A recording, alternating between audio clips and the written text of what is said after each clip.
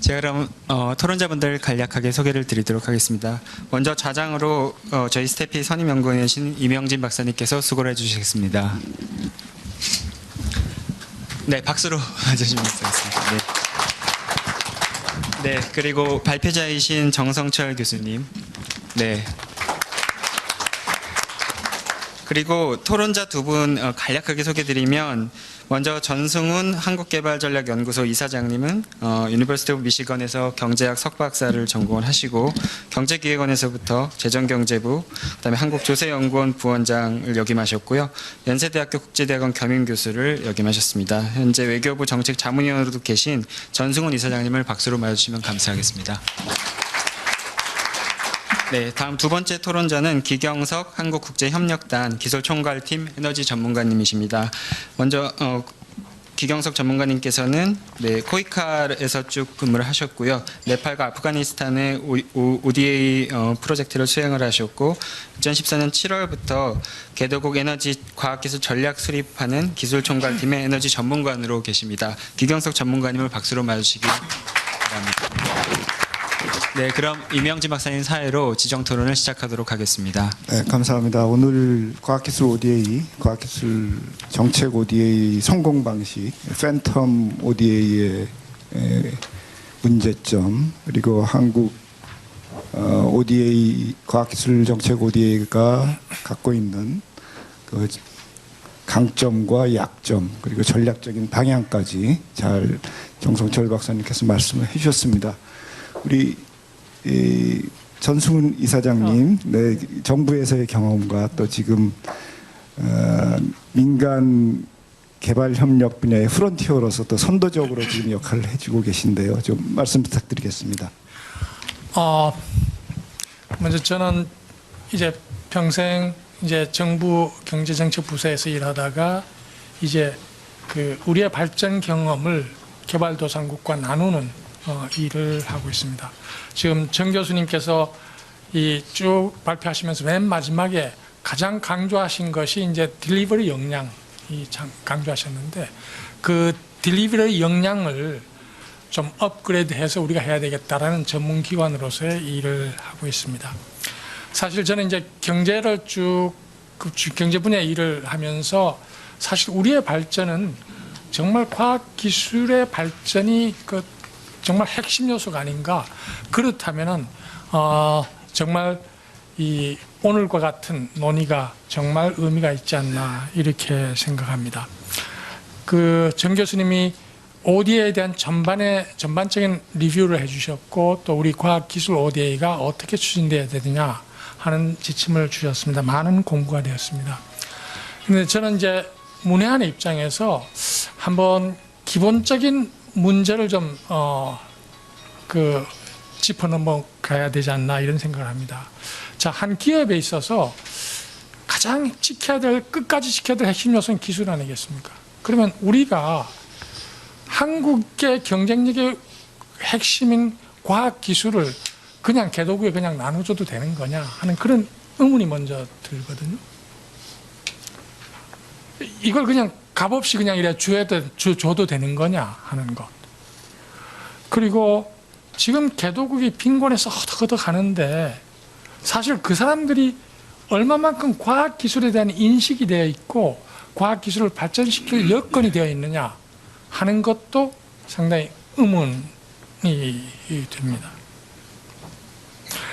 그리고 이제 그 정부가 이제 과학기술 협력을 한다고 그러는데 사실은 기술은 기업들이 가지고 있잖아요. 그러면 기업들이 가지고 있는 기술을 어떻게 그럼 그 사람들한테 그냥 주란 말이냐 이런 의문. 그리고 이제 우리가 과학기술 분야의 ODA를 하면서 이 과학기술 자체가 ODA 대상인가 아니면은 과학기술 발전을 위한 정책적 노하우, 정 교수님이 많이 지적해 주시죠. 그런 것들이 대상인가 좀 이렇게 분명히 해야 되지 않나 이런 생각을 합니다. 제가 이런 말씀을 드린 것은 거기에 대해서 부정적인 것이 아니라 우리가 이제 확실하게 이제 인식을 가지고 과학기술 분야의 ODA를 해야 되지 않나 이런 생각입니다. 먼저 과학기술 분야, 과학기술이 우리 경제의 핵심적인 경쟁력 요소인데 이걸 ODA로 나누어줘도 되느냐 하는 문제인데요. 저는 이제 이 두 가지 측면에서 생각합니다. 지금 ODA effectiveness, ODA 효과성을 높이기 위해서는 ODA가 효과성이 있어야 되잖아요. 그런데 이제 우리의 선진국의 ODA, OECD 다학에서 설계한 ODA는 빈곤한 다수를 대상으로 하고 있어요. 그 인도주의적인 차원에서. 그런데 이제 그 사회를 진정 발전시키는 거는 현대에서는 재능이 있는 소수가 다수를 먹여 살리는 사회잖아요. 그러면은 개도국의 빈곤을 해소하는 데 있어서도 재능이 있는 소수가 과학기술을 무장시켜서 빈곤을 해소하도록 역할을 해야 되지 않느냐. 그래서 ODA의 효과성을 높이기 위해서 과학기술이 절대적으로 중요하다. 그런데 자, 그러면 과학기술은 그 사람들의 빈곤을 극복하는 데 중요하지만 우리로서는 어떠냐? 우리가 핵심 요소를 값없이 줄 수는 없잖아요. 그런데 저는 이제 우리가 그 기술 협력을 통해서 정말 우리가 이게 그냥 주는 것이 아니라 받는 것이 더욱 많을 거다 이렇게 생각합니다. 정 교수님이 이제 우리가 뭘 기대하는 것은 내세우지 말자고 하셨는데 내세우지 말아야 되죠. 그런데 정말 우리가 줘서 전혀 얻을 것이 없다면은 우리는 헛짓하는 거죠. 우리 먹고 살기가 급한데. 그런데 이제 저는 이제 몇 가지 이야기를 한다면 가진 것, 한국이 가진 것은 개도국이 필요로 하는 상당한 수준의 과학기술을 가지고 있다 이거예요. 그리고 이제 기술 개발, 빈곤 극복 등 경제 발전의 그 노하우, 소프트웨어를 가지고 있다. 이 두 가지는 개도국에서 가장 절실히 필요로 하는 거죠. 그런데 개발도상국은 한편 이런 것들이 없는 대신에 개도국에는 자원과 에너지를 가지고 있고요. 값싼 고급 두뇌 인력이 있습니다. 지금 아무리 가난한 나라에서도 두뇌 인력들, 정말 우수한 인력들이 많이 있는 걸 저희들은 사업을 하면서 발견을 하는 겁니다. 그렇다면은 이 두 가지가 스위치 되면은 개도국도 좋고 우리도 좋고, 우리는 개도국이 필요로 하는 과학기술 발전 역량, 그리고 빈곤 극복 및 경제 발전의 노하우를 주고, 대신 우리는 정말 우리가 필요로 하는 자원, 에너지, 값싼 두뇌 인력 시장을 결과적으로는 가지게 되는. 그래서 제 말씀은 이 과학기술 ODA가 이제 에이드 이펙티브니스를 높이는 길인 동시에 또 우리의 발전의 바탕이 된다. 이렇게 말씀드리고 싶습니다. 그 다음에 이제 그 개도국을 다니면서 느낌이 우리와는 너무나 다른 걸 많이 느껴요. 정말 우리의 노하우, 우리의 그 전략이 이 나라에서 이해가 되고 실현될 수 있겠느냐 하는 의문을 많이 들어요. 그런데 이제 그 정말 우리가 과학기술 면에서 정말 우리가 어떻게 이렇게 발전시켰느냐, 그걸 확실히 인식해서 그것을 개도국에 정말 제대로 적용할 수 있겠느냐 하는 것을 볼 필요가 있겠죠. 근데 우리는 지금 많은 개도국들이 저임금으로 그냥 가공업을 하기에 급급하는 그런 상황보다는 우린 초기부터 과학기술을 중요시했거든요. 초기부터 우리는 선진국이 하는 걸 해야 우리가 잘 살지, 걔들 따라가가지고는 우리는 길이 안 된다. 농업발전, 가공산업 이것만 가지고는 길이 아니다 라고 해서, 그래서 1차 5개년 계획할 적에 처음부터 그러면 1차 5개년 계획을 시행하는 데 있어서 기술 요소는 어떻게 극복할 것이냐, 그런 의문을 가지고 일을 했었죠.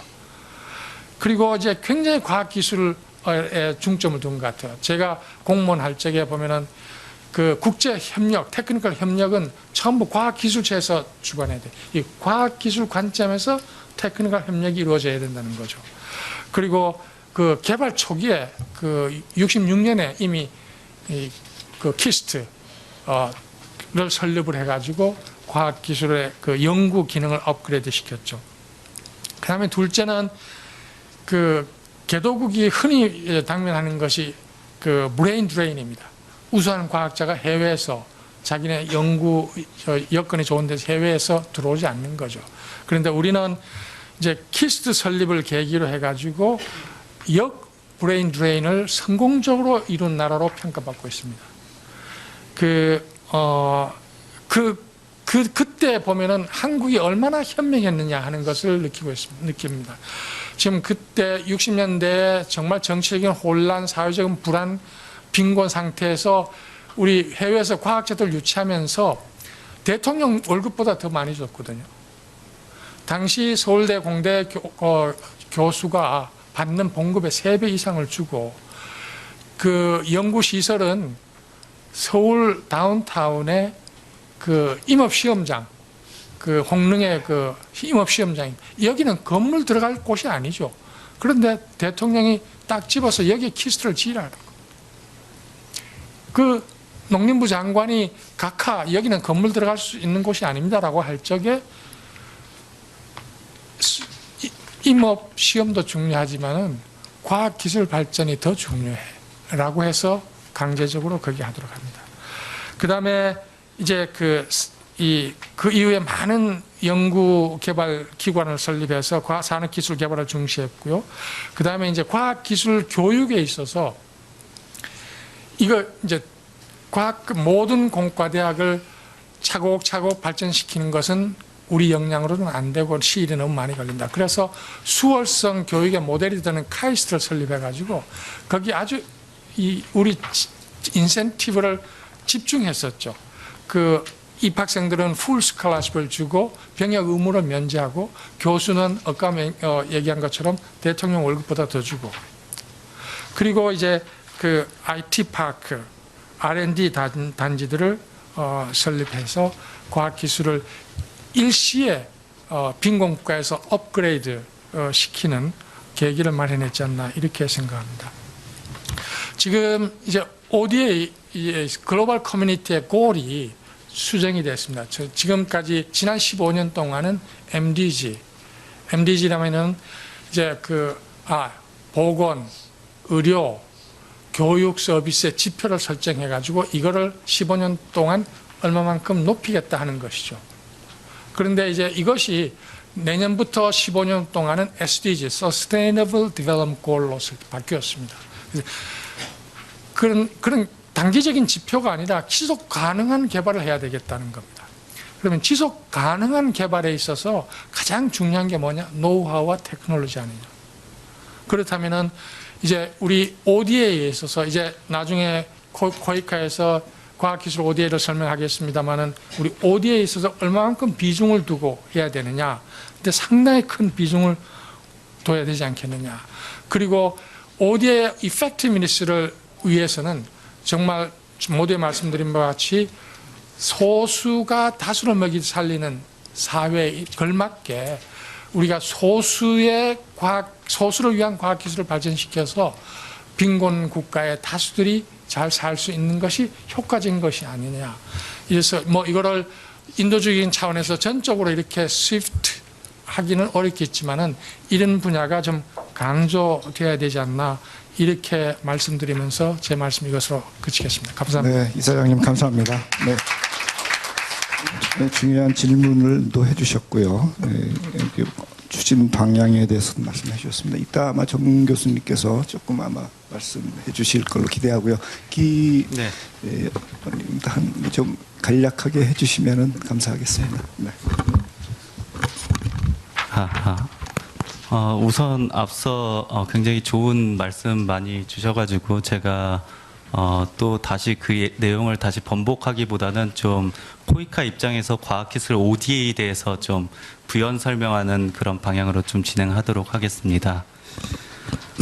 앞서 전승훈 이사장님께서 좀 언급은 하셨는데 지금 국제 개발에서의 과학기술 좀 동향을 우선적으로 좀 살펴보자면 과거 MDG 체제에서는 사실 과학기술 분야가 많이 등한시된 부분이 사실 있었습니다. 그러면서 2015년부터 이제 SDG 체제로 전환이 될 텐데 SDG 이 부분 같은 경우 어찌 보면 국제개발에서 지표라고 볼 수가 있습니다. 국제적으로 어느 정도 공통적으로 합의된 그런 지표인데 SDG 체제로 전환이 되면서 과학기술 분야가 사실 좀 어느 정도 두각이 되고 중요성이 부각된 그런 부분이 있습니다. 특히 이제 목표 17 같은 경우는 과학기술의 국제 협력을 좀 강조를 하고 있고요. 또 적정 기술을 해외로 보급을 한다 이런 내용이 명시적으로 들어가 있어서 국제사회에서 앞으로는 좀 과학기술의 국제 개발에서도 과학기술을 활용하는 그런 좀 역할이 많아질 거라고 지금 기대를 하고 있고요. 앞서 또 조금 더 국제적으로 상황을 좀 더 살펴봤을 때 이제 정성철 교수님께서 발표 자리에서 잠깐 언급은 하셨는데 기본적으로 우리가 생각을 했을 때 과학기술 R&D 분야 같은 경우는 일종의 이제 개도국은 좀 필요로 하지 않는 분야다. 개도국의 뭐 농경 중심의 사회 경제 체제로 가거나 산업화 이전의 그런 사회 같은 경우는 굳이 과학기술이 필요가 있겠느냐, R&D가 필요가 있겠느냐 그런 좀 부분이 많이 있었는데 사실 이제 최근 들어서 국제개발 내에서 뭐 보건이나 교육 그리고 소득 증대 등등에서 과학기술이 의외로 굉장히 많은 활용을 하고 효과적으로 국제개발 협력에서 효과적으로 활용된 사례들이 많이 나타나고 있습니다. 그러면서 국제사회에서도 많은 관심을 갖고 있는데 뭐 예를 들면 방글라데시에 굉장히 우리가 생각하는 그런 첨단 기술은 아닌데 일종의 적정 기술이라고 얘기를 하고 있습니다. 머니메이커라는 일종의 대나무를 이용한 페달 펌프인데 이런 기술을 농경 개도국에 보급함으로써 일자리가 약 2만 개, 22만 대를 판매하고 한 14만 개의 일자리가 창출되었다라는 그런 보고도 있고요. 그로 인해서 약 70만 명이 빈곤에서 탈출할 수 있었다라는 뭐 그런 사례가 있었습니다. 이렇듯 어떤 기술이 국제개발 하에서 뭐 다양한 경제사회 개발을 위해서 많은 기여를 할 수 있다라는 부분이 좀 인정을 받고 있고요. 특히나 이제 최근 들어서는 모바일 기술이라든지 이제 무선통신 IT 기술이 발달하면서 개도국 입장에서는 어떤 중간 기술 뭐 예를 들면 유선전화라든지 컴퓨터 그런 기술을 거치지 않고 바로 무선기기로 넘어가는 그런 상황이 있습니다. 이제 직접적으로 그런 기기들이 개도국 주민들의 삶 속에 녹아 들어가 가지고 어떤 효과를 발생을 시키고 있는데요. 이것도 어찌 보면 과학기술이 개도국 국제개발 하에서 어떤 크게 기여를 할 수 있는 그런 기본적인 환경은 조성되었다라는 게 좀 기회 요인으로 보고 있고요. 그래서 지금 선진 공역 국가들은 그런 기회 요인을 이제 과학기술이 국제개발에 어느 정도 기여를 할 수 있다라는 그런 기회 요인을 포착하고 다양한 이제 과학기술 관련된 국제개발 활동을 진행을 하고 있습니다. 좀 전에 잠깐 말씀을 드렸듯이 뭐 적정 기술을 활용해가지고 국제개발 사업에 활용을 한다든지 아니면은 민간에서 이미 상용화된 어떤 기술들을 활용해서 국제개발에 적용을 시켜서 개발 효과성을 개선한다든지 그런 식으로 국제개발에서 다양하게 활용을 하려고 노력은 하고 있고요. 이래서 이제 코이카도 이제 이런 국제개발에서 과학기술의 중요성을 좀 인지를 하고 국제 사회에서 추진하는 이런 활동들에 좀 동참을 하고자 이제 과학기술 관련된 부서를 신설을 했습니다. 올해 3월 달에 이제 기술총괄팀이라고 과학기술 분야 이제 전담 부서를 신설을 해서 실질적으로 과학기술의 어떤 네트워크라든지 중장기 전략 등을 수립하기 위해서 노력 중에 있고요. 근데 이렇게 저희가 활동을 하고 있으면서 좀 느낀 거는 과학기술 이 분야가 기존에 이제 지금 새롭게 나타난 그런 분야는 아니고 국제개발, 그러니까 무상원조 사업 내에서도 이전부터 계속 진행이 돼 왔던 그런 사업이라는 거는 좀 발견은 하게 되었습니다. 이전에도 뭐 봉사단을 파견할 때 IT 분야 전문가들을 파견하든지 그런 것도 일종의 기술 교류 협력 사업으로 과학기술 분야와 연관이 될 수도 있고요. 그리고 연구센터를 건립해 준다든지 뭐 등등 다양한 활동들이 있었는데요.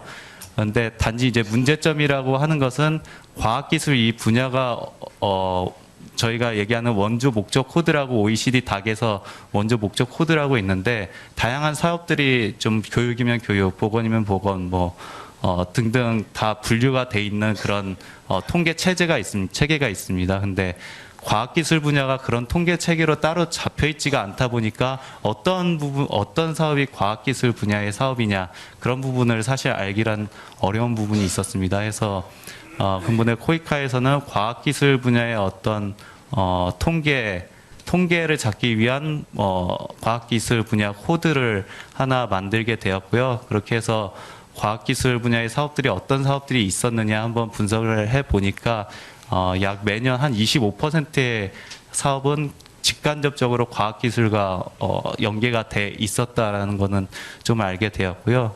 그래서 이런 코이카의 기존에 이제 사실 저희가 강점을 갖고 있다라고 하면은 이제 앞으로 과학기술 분야의 ODA를 추진하는 데 있어서 좀 강점을 갖고 있다라는 걸 좀 생각해 본다면 기존에 이제 우리가 무상 원조로 많이 진행을 해왔던 사업들 그런 것들 이제 중심으로 하면 어찌 보면은 국제 사회에서도 좀 한국이 무상 원조에 있어서 강점을 가지고 있다라는 판단이 있었고요. 또 국제 사회에서 원하는 그런 기준들을 동참을 하고 기준들에 동참을 하고 참여를 함으로써 좀 온라인 조화를 이루는 그런 목적 하에서 여러 가지 좀 판단을 해보았을 때 크게 이제 세 가지로 저희가 추진 전략을 좀 구체적이진 않지만 어느 정도 좀 추진 전략을 세울 수는 있었습니다. 그래서 그거를 이제 좀 공유를 해드리자면 첫 번째는 개도국이 스스로 이제 자립할 수 있는 과학기술 분야 역량 강화 활동이 있을 수 있겠는데요. 과학기술 역량 강화 활동이라고 하면 물론 이제 R&D 역량을 강화해 주는 것도 있겠지만 네팔이라든지 네팔 등과 같은 어떤 최빈국 같은 경우는 그런 과학 R&D 역량 강화 그거는 둘째치고 기본적으로 과학기술 어떤 제도가 부재한 그런 국가들이 많이 있었습니다. 그래서 그런 국가들을 대상으로 뭐 과학기술 우리나라로 치면은 뭐 키스트 우리나라 과학기술 관련해 가지고 그 중심으로 경제 성장이 많이 이뤄졌는데 예를 들면 이제 키스트와 같이 그런 사례들을 개도국과 공유를 하면서 어떻게 과학기술 체계를 잡아 나갈 것인지 국가 단위로 그런 부분의 역량 강화도 하나로 이제 추가가 될 수 있을 것 같고요.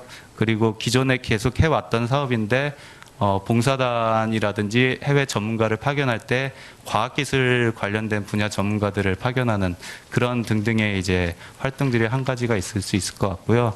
그리고 두 번째로는 지금까지 이제 사업 과학기술 분야가 어찌 보면 좀 범분야 사업으로 좀 볼 수가 있을 것 같습니다. 그러니까 교육, 뭐 보건, 그리고 에너지 등등 다 분야가 따로 있긴 하지만 그런 분야 내에서도 과학기술이 어떤 문제 해결을 하는 데 있어서 촉매 역할이라든지 실질적인 해결 수단으로서 과학기술이 들어갈 수 있다라는 그런 부분은 있을 수 있을 것 같고요. 예를 들면 최근에 모바일 기술을 이용해서 보건 쪽의 모바일 기술을 보건 쪽에 활용함으로써 좀 실질적으로 많은 보건 분야의 어떤 이제 환자들 치료하는데 큰 혜택을 효과성을 가져다 준다든지 그런 사례들이 있습니다. 해서 또한 뭐 공공행정 같은 경우는 키르기즈스탄의 선거가 좀 선거 관리가 잘 안 되는 그런 부분이 있었는데 뭐 지문 인식기 등을 도입을 해서 그런 투명한 선거가 이루어질 수 있게끔 도와주듯이 그런 식으로 과학기술이 활용될 수 있는 사례들이 많이 있을 수 있을 것 같은데요. 그게 이제 두 번째로 추진할 수 있는 전략일 수 있을 것 같고, 마지막으로는 사실 과학기술 이 부분은 이제 민간의 영향도, 민간의 참여도 굉장히 많이 이루어져야 되는 그런 부분인 것 같습니다. 이미 개발된 이제 상용화된 기술을 보유하고 있는 민간 기업들이 ODA 시장에 들어와 가지고 실질적으로 개도국 삶의 질을 개선해주는 그런 사업을 함께 진행할 수도 있고요. 일종의 뭐 PPP 형태로 진행이 될 수 있을 것 같고, 기업 입장에서는 또 CSV 활동으로도 함께 참여하는 그런 장이 이런 무상 원조 사업으로 인해서 만들어지면 좋겠다라는 그런 생각이 있습니다. 예, 감사합니다. 네, 기광석 전문가님 감사합니다. 네. 지금 그 코이카 기술총괄팀으로서 지금 과학기술계에 많은 기대를 받고 있으면서 세 가지 전략 방향, 성장을 위한 혁신, 기반 솔루션, 그리고 포용적 혁신, 이 세 가지 방향에 대해서 말씀해 주셨습니다. 먼저 정성철 박사님께 저기 이사장님께서 하신 질문과 뭐 코멘트, 또 코이카의 방향에 뭐 이런 거에 대해서 좀 말씀을 드리고요. 그 다음에 플로어의 말씀을 좀 듣는 시간을 갖도록 하겠습니다. 네, 정 박사님. 사실 뭐 제가 이야기를 워낙 많이 시간을 좀 차지해서 더 이야기가 좀 죄송합니다만, 그냥 한두 가지만 말씀드리겠습니다. 우선 전 원장님도 이야기하셨고, 또 우리 기 팀장께서도 이야기하신 대로 이 ODA 사업이 종래 그 G2G 방식에서 PPP로 바뀌어야 된다. 이거 상당히 좋은 변화의 방향이라고 생각을 합니다. 사실은 이게 이 실제 수요는 민간에서 일어나기 때문에 정부는 사실 그 수요를 대응하는 중간 전달자 역할이기 때문에 오히려 PPP를 통해서 수요자와 공급자가 직접 만나는 그런 프로세스를 거치는 게 훨씬 더 효과적이다. 그런 관점에서 보면 굉장히 좋은 이 방향의 변화라고 생각을 합니다. 이 코이카의 그 과학기술 관련 이 ODA 사업의 그 전략적인 방향에 대해서 말씀을 드렸는데, 뭐 굉장히 긍정적인 방향이라고 생각을 합니다. 그런데 말씀하신 대로 이 과학기술이라는 게 이게 크로스 커팅 이슈이기 때문에 모든 사업에 과학기술 요소가 있어서 굳이 과학기술로 뭐 분류를 하지 않더라도 과학기술 ODA가 할 수 있는 역할은 여기저기 굉장히 많다고 생각을 합니다. 물론 이제 이게 과학기술 ODA에 관한 연구를 하시는 분들한테 굉장히 불편해요. 데이터가 안 나오기 때문에. 데이터가 전부 다 다른 아이템 속에 숨어 있어서 불편하긴 하지만, 연구자들한테 불편하긴 하지만 뭐 실제 ODA가 작동하는 데는 뭐 큰 어려움이 없다고 생각이 되고요. 말씀하신 대로 이게 모든 사회 문제에서 과학기술이 관여되지 않는 게 거의 없기 때문에 코이카나 지금 우리 ODA를 관장하고 있는 정부 에이전시들이 이 부분에 대해서 조금 주목을 해서 이 과학기술 ODA를 좀 적극적으로 활용할 수 있는 그런 시스템으로 갔으면 좋겠다 하는 그런 생각입니다.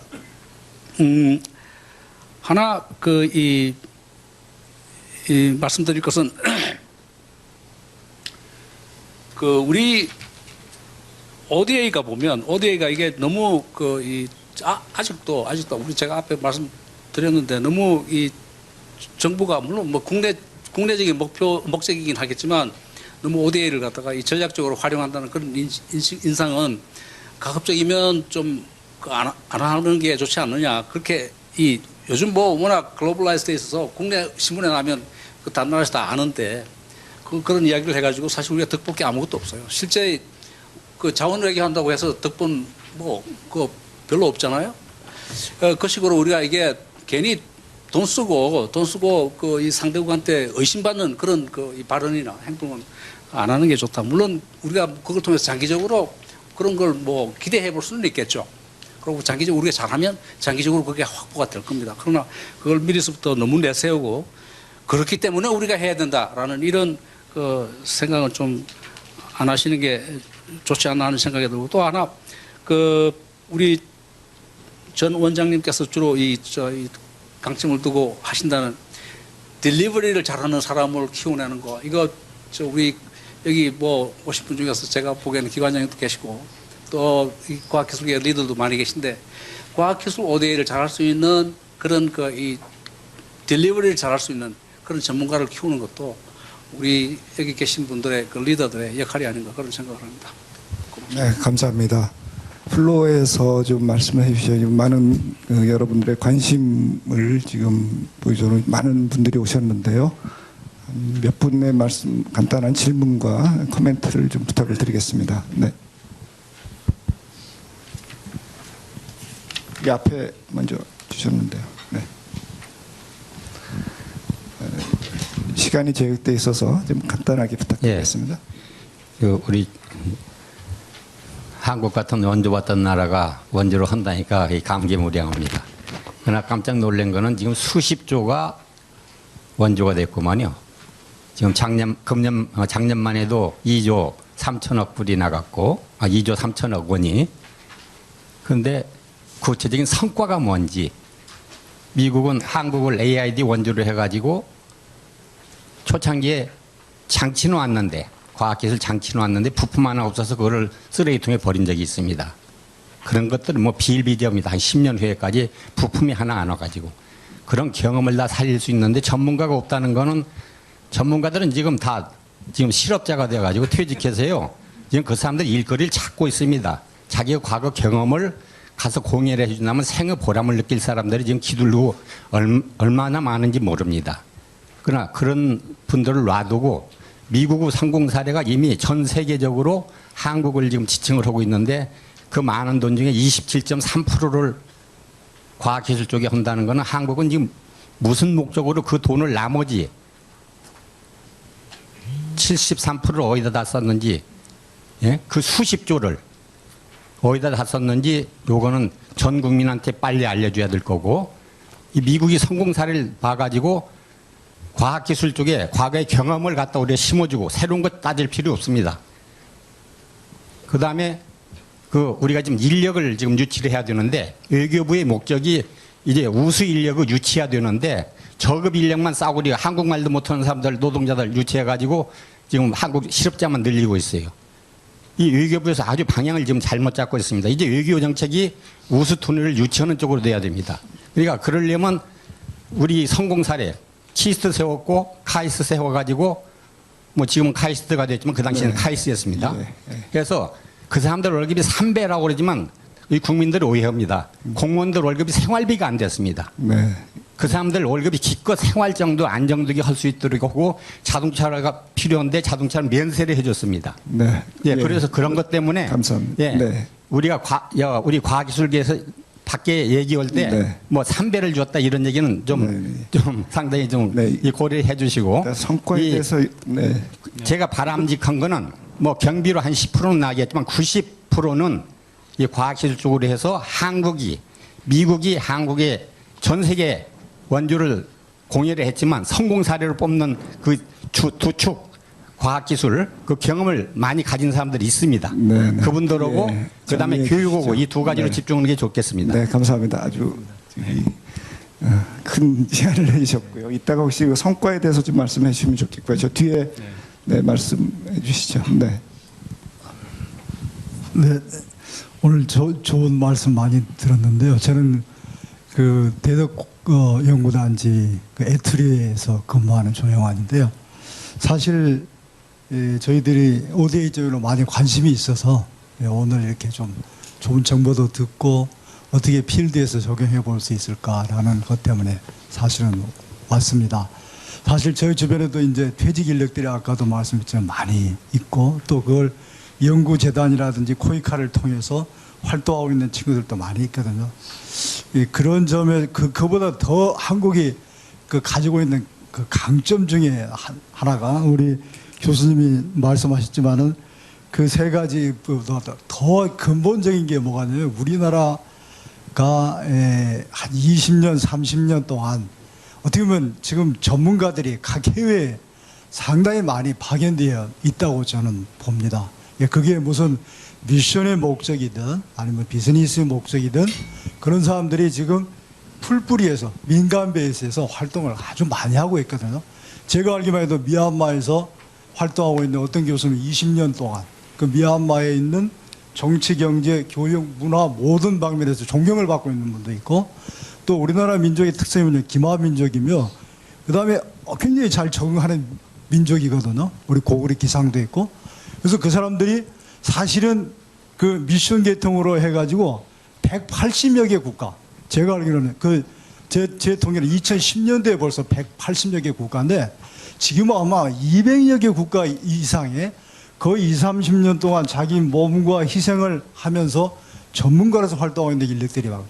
그분 인력들하고 과학기술 퇴직 인력들하고 잘만 엮어주면 굉장히 좋은 5대 그 효과가 나타납니다. 네. 그래서 저희는 물량으로 공시할 게 아니고 아까 발제자 교수님께서 말한 테크니컬 어시스턴트 측면에서도 굉장히 좋은 이게 그 대안이 될 수가 있고 네, 지금도 네. 그런 것이 활동이 이루어지고 있거든요. 네, 네. 이런 쪽에서 좀 그 코이카라든지 이런 데서 활짝 문을 열어주면 네. 저희들이 진정성이 있는 네. 5대 효과를 올릴 수 있으리라고 지금. 네, 감사합니다. 이미 현장에서 활동하고 계신 여러 전문가분들 또 포텐셜한 여러 가지 전문가분들의 활용 문제 또 이때 좀 말씀을 부탁드리고요. 네, 네, 저기, 네, 한 두 분 정도만 네, 받고 말씀을 듣겠습니다.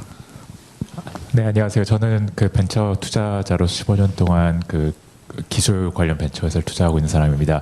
제3국의 그런 창업이나 벤처를 통해서 경제 발전 그런 토픽에 관심이 많아서 오늘 와게 됐는데요. 그 지금 이제 그 임팩트 인베스트먼트라는 토픽이 솔직히 민간 재단을 통해서 굉장히 많이 회자되고 있는데 실제로 그 이유가 많은 부분 도너 기관에서 주는 돈이 실제 사업 목적에 도달을 하는 률이 실제로 얼마만큼 되는지에 대한 것들에 대한 어떻게 보면 많은 실망을 통해서 그런 것들이 발현이 됐다고 생각이 되는데 현재 지금 국내 ODA가 뭐 초창기라고는 하지만 실제 도달률을 높이기 위해서 위탁 사업하는 부분들을 어떻게 전략적으로 접근하시고 있는지 그게 질문이 하나 있고요.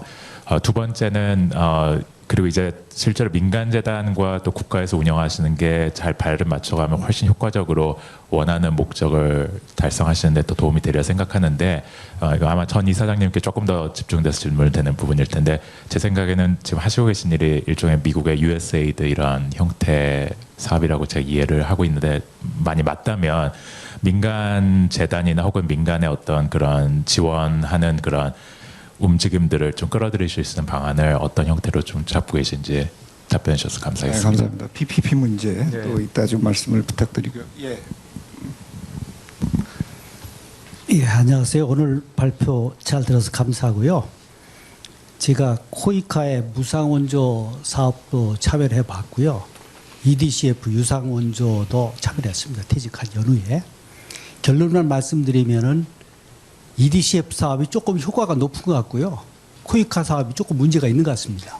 이유는 EDCF 사업은 사업자 결정돼서 결정 나면 그 수원국가하고만 협의해서 이리저리 좀 변통해도 되고 큰 와군에서 이렇게 프레임 내에서 변동해서 효과 있게 가져갈 수가 있어요. 전문가의 그 의견을 내고 수행할 수 있는 그 여지가 조금 높은데요. 코이카는 선거관리자를 위해서 형식적인 절차 관리를 촘촘 만들어 놓고 그걸만 관리해요. 그래가지고 선거관리에 너무 형식적인 절차에 몰두해가지고 선거가 안 나게 만들고 있어요. 그 점이 문제고요. 그리고 서류 생산을 하는데 다 시간을 보내도록 만들었어요. 일일 출장 보고, 일일 보고해라, 뭐 보고해라, 뭐 보고, 뭐 보해라. 그러니까 같은 것을 3번, 4번 형식적인 관리를 그렇게 해요. 그러니까 본인들은 전문가가 아니니까 형식적인 절차를 관리하게 돼 있고 그것만 몰두하게 돼 있어요. 그래가지고 아주 피곤하게 만듭니다. 네, 네. 성과 안 나고 예. 그 점을 좀 돌아가서 네. 한번 생각해 주시고요. 네. 또 코이카에서 사업자 PMC 선정할 때 그 왜 그런지 제 분야에 보면은 제일 훌륭한 데가 선정이 안 돼요. 가끔. 그 이유가 있는 것 같아요. 코이카에서 심사위원이 너무 많아요. 네. 그리고 그들이 비전문가예요. 학계나 이런 데 그 분야 사람을 잘하는 데다 심사위원을 옳혀가면 정확히 선정이 될 수 있는데 그걸 코이카가 틀켜지고서 하기 때문에 그런 것 같다고 제가 의심이 됩니다. 그 점 좀 고쳐주시고 또 사업을 선정할 때 그 경쟁이 별하다면 20% 깎아야 돼요. 이스티메이션대로 가도 그 사업이 제대로 안 되겠는데 20% 다 깎아먹고 들어가니까 처음부터 20%만큼은 불지를 안고 가게 돼 있어요, 사업이. 그러니까 이게 뭐 제가 알아보니까 해결됐다면 어쩔 수도 없고 또 코이카 자체도 융통성을 주면 뭐 불미한 일이 생기고 그러니까 뭐 어쩔 수 없는 측면이 있는 것 같아요. 누구 잘못은 아니지만 예. 그러나 이것이 효과를 아주 깎아먹는 요인이에요. 이 점에 가서 코이카 돌아가서 좀 많이 성찰하셔가지고 조금 더 효과적으로 일이 될 수 있도록 한번 노력을 해보세요. 감사합니다. 네, 감사합니다. 네. 기 전문가님께서 대답할 수 있는 내용인지 모르겠습니다만 코이카 관련 이슈가 많이 나왔으니까 먼저 기 전문가님께서 먼저 좀 말씀해 주시죠. 우선 굉장히 좀 많은 부분이 이제 코이카와 해당이 되는 좀 부분인 것 같아가지고 우선 제가 이제 답변 드릴 수 있는 것까지만 좀 답변 드리도록 노력은 해보겠습니다. 우선 EDCF랑 코이카 좀 비교를 해주시면서 그런 말씀을 좀 조언을 좀 해주셨는데 사실 EDCF랑 코이카랑 구조적인 좀 구조적으로 좀 다른 부분이 있습니다. 코이카 같은 경우는 이제 무상 원조다 보니까 이 국민의 세금으로 돈이 집행이 되는 건데 최대한 이거는 투명하게 집행을 해야 되고 하다 보니까 전문위원도 사실은 외부 전문위원이 있습니다. 내부에서만 그 심사를 하는 건 아니고 입찰을 할 때 외부에서 또 반반씩 나눠가지고 사실 입찰 심사를 진행을 하게 되고요. 그리고 돈 집행하는 데 있어서 무상 원조 기간이다 보니까 최대한 투명하게 하려고 하다 보니 좀 서류 작업이 많이 필요했던 거는 좀 그 부분은 조금은 이해는 좀 그래도 해주셨으면 좋겠다라는 생각이 있고요. 그리고 성과 관리 측면에서도 코이카는 OECD 다 회원국에 가입하게 되면서부터 이 성과 관리가 우리만의 성과 관리가 아닌 국제적인 이 기준에 맞추다 보니까 이게 좀 더 거기에 익숙하지 않은 분들은 대부분이 익숙하시지 않을 텐데 거기에 좀 이제 맞추다 보니까 좀 어려운 부분이 있었던 것 같습니다. 그 부분 좀 말씀을 드리겠고요. 그리고 창업 아까 벤처 투자 PPP 관련해 가지고 그 문의 주신 부분은 이제 코이카에서도 민간 영역에서 특히 어떤 벤처 그 스타트업 기업이라든지 그런 혁신적인 기술을 갖고 있는 민간 영역의 그런 기업들을 국제개발 사업으로 끌어들이기 위한 그런 노력은 하고 있습니다. 얼마 전에 창의적 가치 창출 프로그램이라고 개도국을 대상으로 한 어떤 개도국 경제 사회 발전을 위한 혁신 기술을 보유한 민간 스타트업들에게 저희가 지원을 해주는 그런 프로그램이 있습니다. 얼마 전에 한 10개 기업이 선정이 돼서 이제 향후 개도국에 사업을 진출해 나갈 텐데 그런 식으로 저희가 민간 부분과도 좀 협력해 나갈 수 있는 그런 활동들을 많이 하고 있고요. 그리고 좀 전에 그 코이카 성과 원조 금액이 좀 많다라고 아까 제가 성함은 그때 그 못 들은 성함을 제가 잘 모르겠는데 원조 금액이 사실 조금 오해하시는 부분이 있으실 것 같습니다. 2조 원이 넘는다라는 거는 그 코이카 자체 예산은 한 6,500억 정도가 되는데 그 원조 금액이 2조 원이 넘는다는 건 대부분 좀 국제 기구 쪽에 분담금 형식으로 좀 그렇게 지원되는 게 많이 있습니다. 어찌 보면 국제적인 약속인데 국제기구 뭐 유엔이라든지 등등 유엔 산하기구에 분담금 형식으로 지원되는 부분이 상당 부분이 있고요. 실질적으로 무상 원조로 지원되는 거는 한 6,500억 정도로 연간 예산이 잡혀 있습니다. 해서 이제 성과를 물어보셨는데 코이카가 그렇다면은 이 그 무상 원조 금액을 이 국민의 세금을 활용해서 얼마만큼의 성과를 냈느냐 그렇게 물어보신다면은 좀 그러니까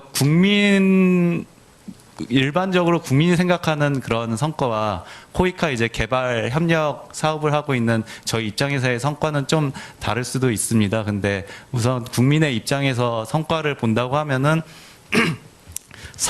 코이카 사업들을 통해서 많은 이제 전문가분들이 해외로 진출할 수 있는 그런 기회가 있었고 그런 경험을 토대로 또 더 추가적인 사업을 확장해 나갈 수 있는 그런 부분이 많이 있었습니다. 즉 우리나라 기업이 진출할 수 있는 어떤 기반을 좀 사실 해외 아프리카나 뭐 중남미 국가들까지 진출하기에는 굉장히 진입장벽이 높은데 그런 부분을 일정 부분 코이카가 해소해 줄 수 있었다라는 부분이 있을 것 같고요. 그리고 개발 효과적인 그런 차원에서 과학기술 분야를 지원해서 이제 좀 어떤 성과가 있었느냐라고 하면은 뭐 한 예로 이집트 같은 경우는 전력 그 배전 효율화 사업을 지원한 사례가 있습니다.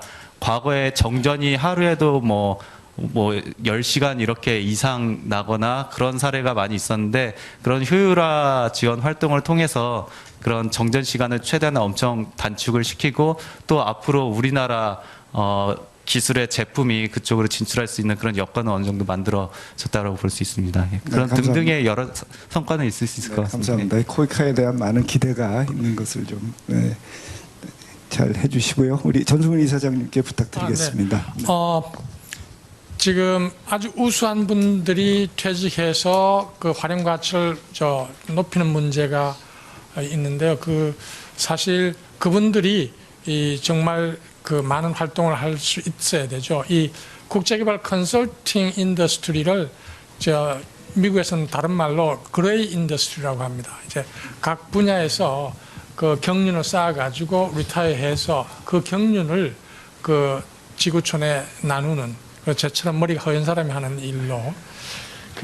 그런데 이제 두 가지 방법이 있습니다. 하나는 지금 개별 전문가로 나가는 프로그램이 코이카와 나이파 두 기관에서 개별 전문가를 분야별로 모집하고 있습니다. 그 길이 하나 있고요. 그건 1년 동안 이제 나가고 연장할 수도 있고 그런데. 그 다음에 다른 하나는 저희들처럼 개발 컨설팅 연구소라든가 기업을 설립을 해가지고 프로젝트를 수주해가지고 사업을 직접 전문가로 수행하는 이 두 가지 방법이 있습니다. 이제 사실 우리 전문 인력들이 많이 활용됐으면 좋겠다 이렇게 생각하고요. 이제 원조 사업에 있어서 이제 개발 컨설팅 기업들을 원조 기관이 많이 육성하는 차원에서 사업을 운영했으면 좋겠다고 말씀드리고요. 그 다음에 이제 유세이드는 미국의 유세이드는 코이카와 같은 미국 정부의 원조 기관입니다. 근데 이 원조 기관의 프로젝트를 수행하는 컨설팅 기관들이 한 120개 정도 있어요. 우리 같은 기관들이. 근데 이제 이런 기관들은 굉장히 외국의 지사도 두면서 굉장히 큰 조직 네트워크를 가지고 일을 하고 있는데 우리는 굉장히 미약한 실적입니다. 마지막으로 이제 키스트의 펠로우들 보수 300가 그건 과장됐다고 지적해 주셨는데 저는 그때 이제 초대 키스트 원장했던 최형섭 박사께서 회고록 쓰셨는데 그때 거기 보면은 3배를 줬다고 나와 있더군요. 감사합니다. 감사합니다. 네, 정성철 박사님께서 마무리 겸 좀 정리 좀 해주시죠. 저는 이야기를 하도 많이 해서 죄송합니다. 근데 이 ODA 요즘 많은 분들이 관심을 많이 가지는 건 좋은 현상이라고 생각합니다. 또 한편으로 보면 너무 과잉 관심이 또 이렇게 과잉된 이 방향으로 문제를 오도할 수 있어서 조금 이게 지도층에 있는 분들이 이 관심이 올바른 방향으로 갈 수 있도록 그렇게 좀 하시는 역할이 필요하지 않을까 싶은 생각이 듭니다.